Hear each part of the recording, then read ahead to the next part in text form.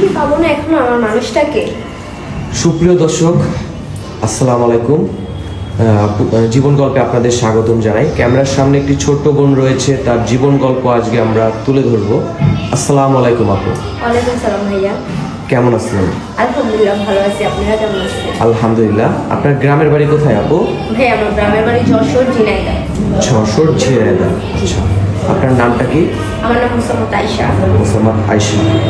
আপনার পড়াশোনা কতটুকু? আমি ক্লাস 9 পর্যন্ত পড়ছি। ক্লাস 9 পর্যন্ত পড়াশোনা করেছেন। আপনার ফ্যামিলিতে কে কে আছে? আমার মা আছে, আমার ছোট বোন আছে। আপনার বাবার কি হয়েছে? ভাই আমার বাবা আজকে 13 বছর হলো। আমার ছোট বোন যখন পেটে আসছে আমার বাবা বিয়ে করে চলে গেছে। আচ্ছা, ঠিক আছে। তার সাথে আর কোনো যোগাযোগ নেই? সে বেঁচে আছে কিনা সেটাও আমরা জানি না। তাহলে আপনার ফ্যামিলি চলে কিভাবে? আমি বাসায় কাজ করছি, আমার আম্মু বাসায় কাজ করতেছে এখনো।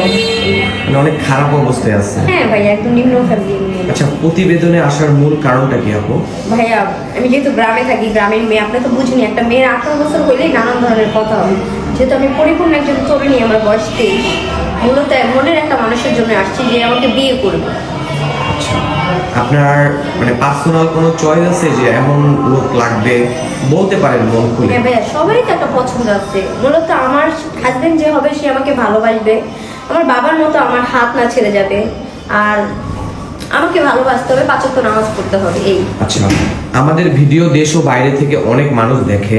জি। যদি এমন কোনো হৃদয়বান ব্যক্তি থাকেন যে আপনার দায়িত্ব নিতে চায়, কিন্তু তার বয়স 50 কিংবা 60 বছর, তাহলে কোনো সমস্যা আছে? না ভাইয়া, কোনো সমস্যা নেই। আর বয়সটা কি ভাইয়া, বয়স দিয়ে কি পানি খাবো? ভালোবাসাই হলো সব। ভালোবাসায় সব। টাকা পয়সা যদি তার না থাকে? হ্যাঁ, টাকা পয়সা একটা পুরুষ চাইলে 4টা নারীকেও রাখতে পারে, পারে না? অবশ্যই। তাহলে টাকা পয়সা, পুরুষের কাছে টাকা কামানো কোনো ব্যাপার না। একটা নারীর হাত ধরলে পুরুষ সবই পারে। আর ওই পুরুষটার যদি অতীতে তার দুটো বউ থাকে, তাও? ওই যে আমি আপনাকে বললাম, একটা পুরুষ 4টা নারীকেও রাখতে পারে। যাক, মাশাআল্লাহ। আপনি নামাজ পড়েন? হ্যাঁ ভাই, আমি নামাজ পড়ি, আমি কোরআন শরীফ পড়তে পারি, 2বার খতম দিয়েছি, আমার মা আমাদের পড়াশোনা পড়াইছে। মাশাআল্লাহ। তাহলে বোন, আপনার পার্সোনাল নাম্বারটা দিয়ে দেন।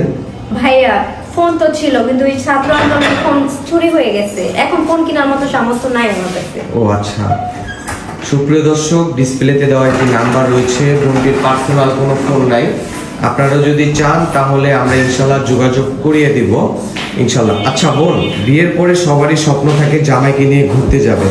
আপনি কোথায় যাবেন? আমার জামাই আমাকে যদি মানে কবরও নিয়ে যাবে সেখানে। মাশাআল্লাহ, মাশাআল্লাহ। জামাইকে কি নামে ডাকবেন? সেটা আপনাকে কেন বলবো? সিক্রেট। আচ্ছা, যাই হোক দর্শক, ওর জামাইকে কি নামে ডাকবে সে আমাকে বলে নাই। অবশ্যই যে জামাই হবে তাকে বলবে। আর বোনটি মন মানসিকতা অনেক ভালো।